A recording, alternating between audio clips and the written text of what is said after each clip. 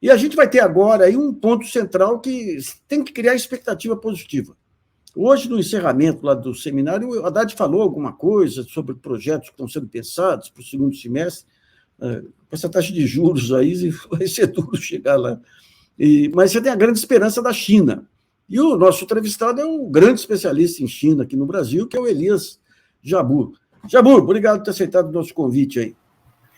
Eu que agradeço novamente estar aqui no GGN, estar na presença de um grande brasileiro e uma referência particular para mim, que é você, Luiz, e parabenizar o seu projeto, né, que está completando 10 anos, né, que é uma vitória muito grande de quem pensa o país a partir do jornalismo sério. Enfim, parabéns e obrigado pela oportunidade de estar aqui expondo um pouco do que eu penso, né? Obrigado, Elias, obrigado, Puxão. Então, a grande questão que a gente vê é o seguinte: se for pensar só em troca comercial, o Brasil está ferrado, porque ele só tem para oferecer commodity e para comprar tem todo tipo de produto que a China produz. Né? Você vê condições aí de acordos de transferência de tecnologia, de acordos de complementaridade aí de empresas chinesas garantirem fornecedores brasileiros ou coisa do gênero, investimento em infraestrutura. O que o Brasil representa hoje estrategicamente para a China? Bem, a agenda do Lula, até onde eu sei, posso estar cometendo alguma injustiça, a agenda do Lula na China e os acordos que vão ser fechados eu ainda não conheço. Pelo menos um veio à tona, que é essa tentativa do MCT de criar de criar um satélite para poder monitorar desmatamento, ou seja, isso envolveria transferência de tecnologia. Agora, o restante da agenda de cooperação, que vai ser dos 15 ou 20 acordos, de 15 a 30 acordos, que vão ser assinados, eu não tenho conhecimento.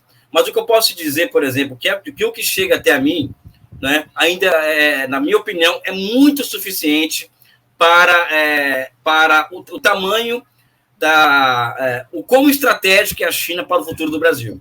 Eu, inclusive, defendi há um tempo atrás que as nossas relações com a China são tão estratégicas que nós tínhamos que ter um escritório diretamente ligado ao presidente da República somente para cuidar das relações do Brasil com a China e do Brasil com a Ásia. E não falo isso por uma questão de simpatia com a China, eu falo isso por dois motivos. Primeiro, é histórico, ou seja, o Brasil é um país que, como todo país periférico, ele não tem condições de planejar sua economia a partir de tendências que ele mesmo cria. Então, na década de 50, o Brasil se aproveitou da tendência entregue pelos Estados Unidos, que foi a tendência automóvel, para promover a nossa industrialização e a unificação do nosso mercado nacional e internacional via a construção de milhares de quilômetros de estradas e também, a partir das montadoras estrangeiras, construiu uma indústria metalmecânica particular que na década de 80 foi o maior parque metalmecânico do mundo. E hoje, por exemplo, observando estrategicamente, qual que é a tendência que a China entrega ao Brasil, ao mundo? A tendência da entrega, da exportação de bens públicos como ferrovias de alta velocidade.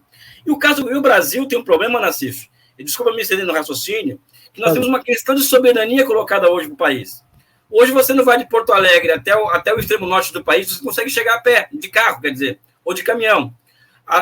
As nossas ligações internas, ou seja, aquilo que é o básico de uma revolução burguesa, que é a conexão do mercado interno e a conexão de mercados regionais, está destruída no Brasil hoje. É uma questão de soberania. Então, a China teria condições de nos entregar isso, demanda um nível de debate que não existe na sociedade brasileira, não existe na universidade, e muito menos no Estado brasileiro, né, de se fechar um grande acordo com a China em torno do quê? Da transformação de ativos brasileiros, que são as commodities, em ativos estratégicos. Tá? Não adianta, é o que nós temos hoje para entregar, né, para colocar no jogo, mas temos que dar um caráter estratégico a isso. Enquanto a China tem o quê? Tem o que os americanos tinham na década de 50, que é, por exemplo, uma tendência a ser entregue, e o Brasil tem uma necessidade absurda por infraestruturas.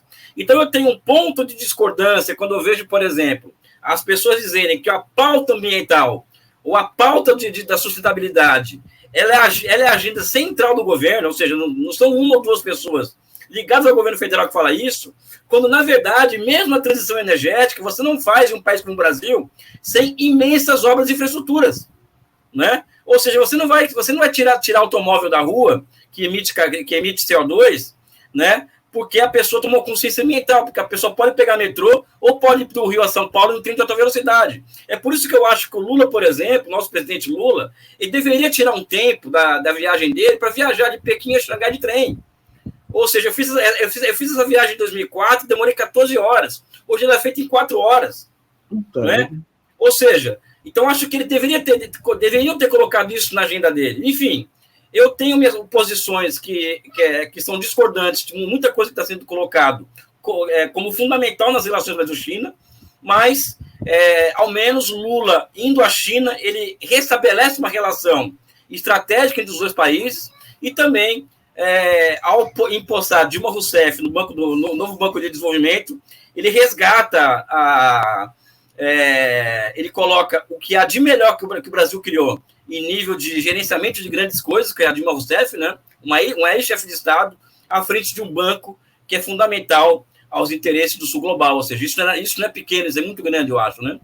Aliás, a Dilma, se tem uma experiência que ela é craque aí, é em infraestrutura, energia, obras de tudo aí. Aliás, é interessante que ela substitui um diplomata. Muita gente falando, sai um diplomata experiente, competente. Ele nem comparecia lá, ele não comparecia. Eu esqueci o nome dele agora. Marcos Troerro. Marcos Troerro? Nossa, o Marcos Troerro. Então, quer dizer, o papel da Dilma lá pode... Vem cá, eu estava vendo algumas análises que, na verdade, o outro banco da China, lá de infraestrutura, hoje a China dá mais prioridade que o Banco dos BRICS. Como é que eles são complementares? Podem ser complementares? Como é que você vê? Eu acho, Luiz, que falta, por exemplo, eu tenho uma concepção particular disso. Assim como nós estamos observando os bancos centrais do mundo agindo de forma coordenada para enfrentar essa crise financeira que surge nos Estados Unidos e já chegou na Europa, eu acho que falta um grau de coordenação entre os bancos de desenvolvimento do Sul Global na mesma sintonia que existe entre os bancos centrais. Então, por exemplo, existe o NDB, existe o AIC, que é o AIC, acho que, se não me engano, o Banco de Infraestrutura Asiático, né? Que, aliás, o Brasil não faz parte desse banco, o que é muito ruim, né? Ou faz parte com um aporte muito pequeno. Existe o BNDES, existem bancos de desenvolvimento na China, na Índia, na África do Sul, e não existe uma interconexão entre esses bancos de desenvolvimento para fins de enfrentar problemas imediatos do processo de desenvolvimento do Sul Global. E, ao lado disso, deveria haver também uma questão que eu jogo na praça para o debate, uma integração não somente financeira, em nível de bancos de desenvolvimento, mas também integração produtiva dos países do Sul Global. Ou seja, as engenharias pesadas desses países devem se transformar em verdadeiras indústrias de prontidão para enfrentar grandes questões. Por exemplo, a África do Sul está tendo agora um problema sério do quê? De apagão. Ou seja, até 6 horas por dia, a tal cidade não tem luz, no outro dia é outra cidade. Um problema sério de infraestrutura e energia. Na África do Sul, que se houvesse esse grau de coordenação que eu estou colocando aqui entre setor produtivo e financeiro desses países do Sul Global, isso se resolveria muito rápido. Então, isso que você coloca muito bem, olha, tem o banco de X e o banco Y e os dois bancos não conversam. Eu vou além disso. Os bancos de desenvolvimento, no geral, eles deveriam conversar mais. E ter um grau de integração maior. Aliás, maior não, um grau de integração que não existe hoje, né? Então, o buraco é muito mais embaixo. Tá. Elias, o Sancho Santos, aqui eu vou atropelar a Mariana um pouco aqui, ele pede para falar sobre os 10 pontos cruéis nas relações exteriores da China com o Ocidente e o Sul Global, divulgados pelo novo ministro do Exterior da China. Ele não é o novo ministro exterior. O ministro exterior é uma outra pessoa. Quem falou dos 10 pontos cruéis é o Wang Yi, que é o chefe da diplomacia. O chefe da diplomacia chinesa não é o ministro de Relações Exteriores.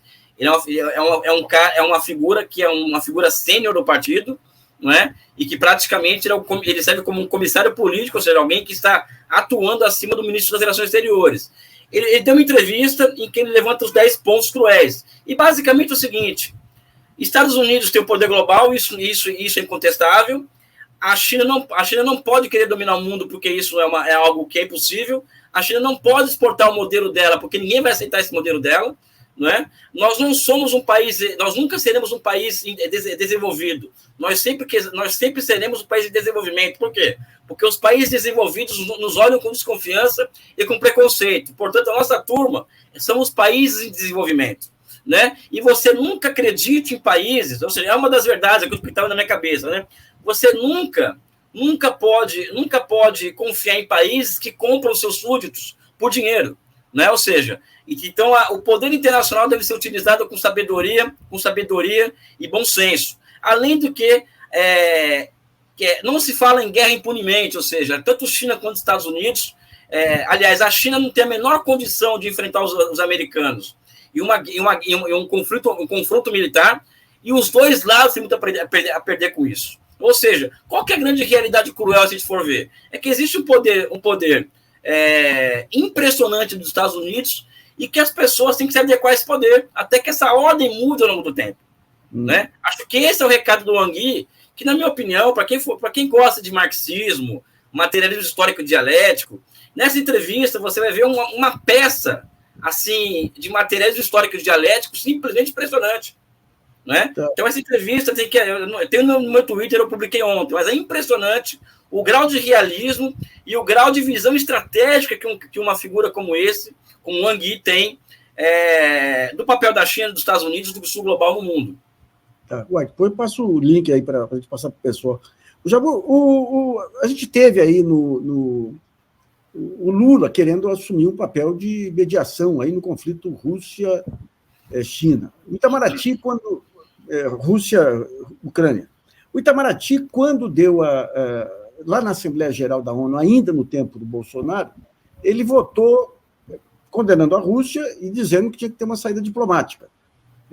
Recentemente, ele faz uma nova condenação à Rússia, mas para que inclua a saída diplomática, tanto que a Rússia aceitou bem isso aí. Mas o que você achou ontem do chanceler brasileiro defender a condenação do Putin pelo Tribunal Penal Internacional? Eu sempre coloco que nós aqui, nós somos moralistas, nós não vemos... Aliás, as relações internacionais, eu acho que o grande problema que eu vejo hoje nas nossas relações internacionais é uma questão de conceito. Então, nós acreditamos muitas vezes que relações internacionais ela é algo baseado em grandes instituições que ficam mediando as relações entre os países até chegar a um ponto, né, em que se alcance uma paz perpétua kantiana. Só que, na verdade, o mundo não funciona dessa forma. O mundo funciona de que forma? São blocos de capitais que estão disputando o poder no mundo hoje e, ao final, sempre vai prevalecer o interesse nacional. Né? Então, por exemplo, quando o Brasil ele se coloca para mediar o conflito da Rússia contra a OTAN, e ele vota, ele tem sinalizado contra a Rússia nessas 3 votações, e ontem, com essa declaração, na minha opinião, inoportuna e infeliz do nosso chanceler, ele se coloca completamente fora do jogo de qualquer tipo de negociação. Aliás, a nossa situação já é difícil do ponto de vista internacional, porque o Brasil hoje já não tem mais a mesma base material e o mesmo apelo que tinha 20 anos atrás. Há 20 anos atrás, o Brasil estava começando um caminho que é desembocar na sexta economia do mundo. Hoje nós não temos nem Estado de Direito, não temos base industrial, nós temos nem instrumentos para colocar em funcionamento, para ativar o que nós chamamos de demanda efetiva. Ou seja, o Brasil hoje ele é muito pior posicionado do ponto de vista material do que há 20 anos atrás. Então, eu acho que nós temos que ser um pouco mais modestos para lidar com essas questões. E hoje, o grande país capaz de entregar um plano de paz nesse processo é a China. Só que é o seguinte, já entregou, os americanos não querem paz. Eles não aceitam uma paz que a China seja mediadora. Né? Ou seja, então, o Brasil, nesse jogo, eu acho que nós temos que ter um pouco mais de prudência, um pouco mais de visão do que está acontecendo no mundo hoje, que é qual?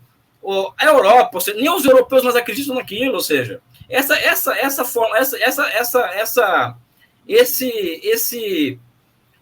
declaração do nosso ministro das Relações Exteriores, ele remete ao que, olha, a nossa visão de mundo é uma visão eurocêntrica. Só que a Europa hoje está voltando ao século XVIII, está voltando a utilizar carvão.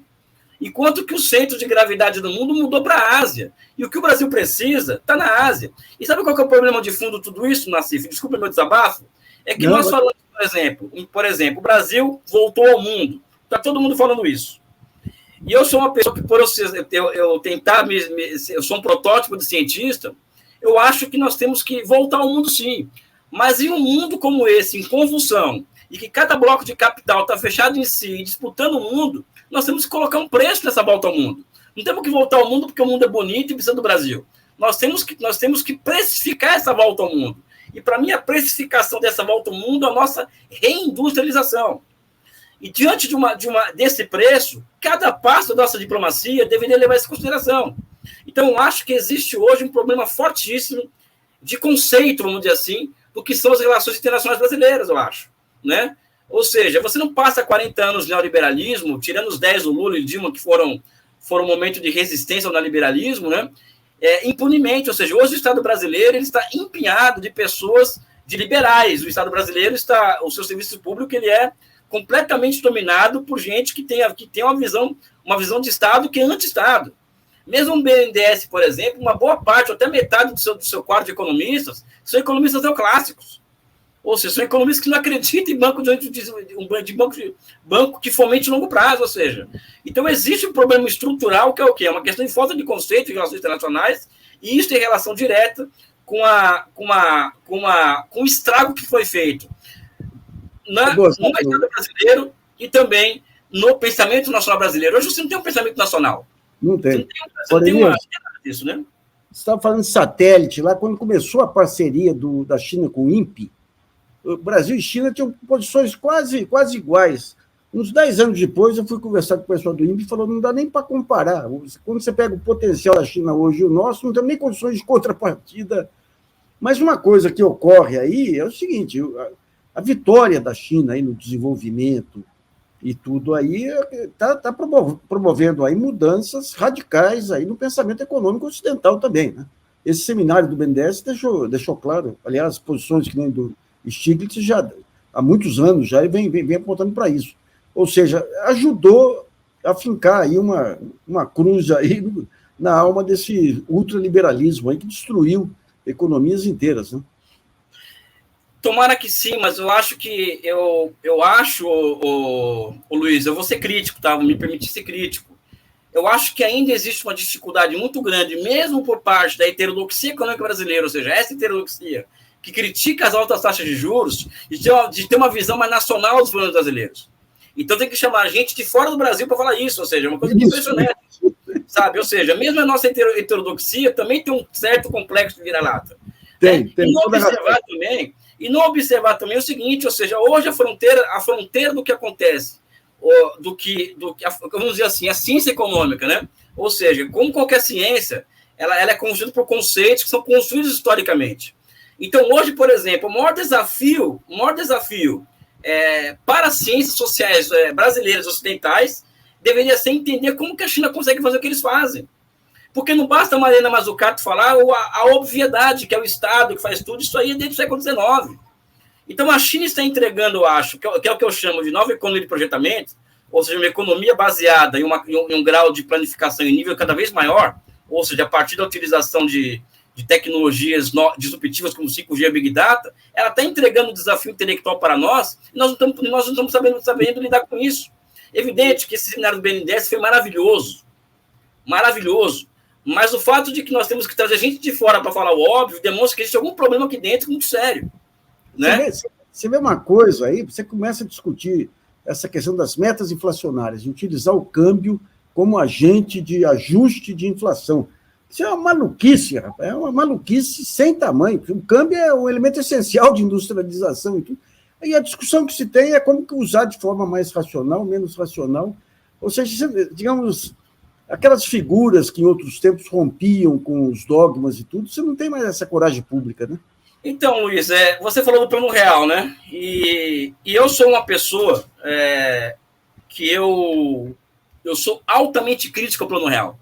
Sim. Eu não acho que existia só aquele caminho para enfrentar a hiperinflação.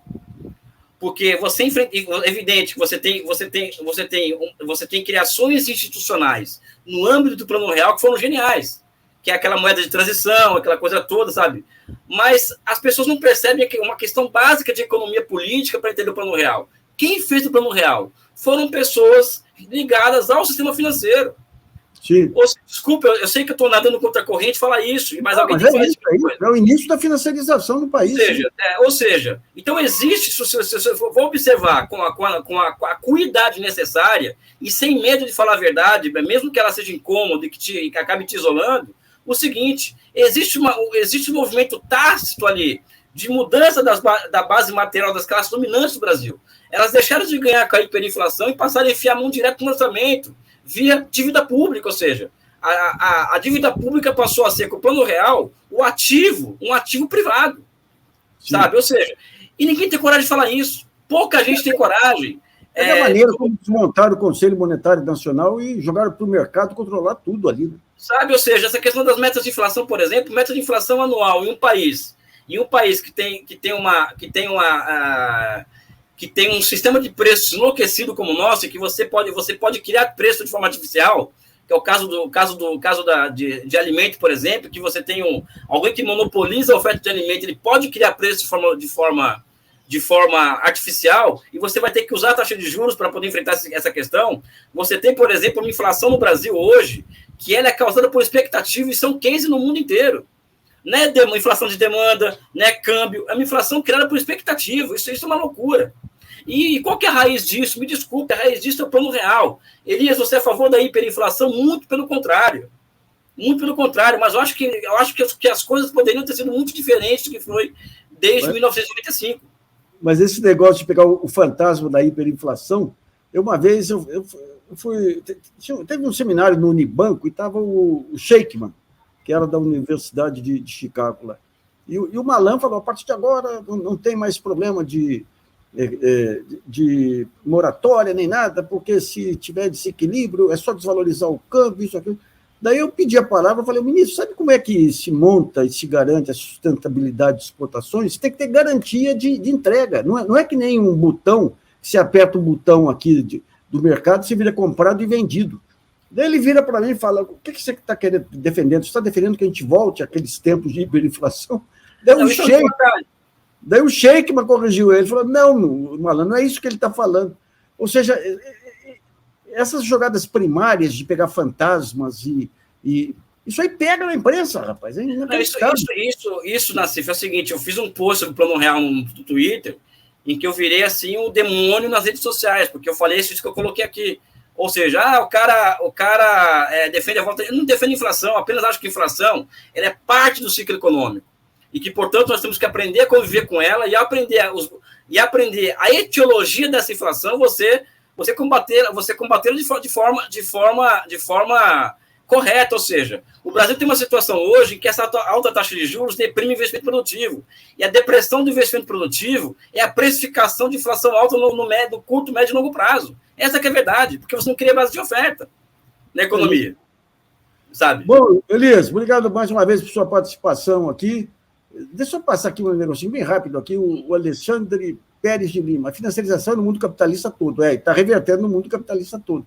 A governança pelo nacional desenvolvimentismo não existe mais. Temos que inventar outra coisa para sair da financiarização. Realmente, o jogo hoje é muito mais complexo, que não é meramente substituição de importações, como foi nesse período aí, criação de... Você tem todo um processo de organização da sociedade civil. Você tem modelos que nem a MST, você tem modelos cooperativas de compras de pequenas e microempresas. Então, é um trabalho...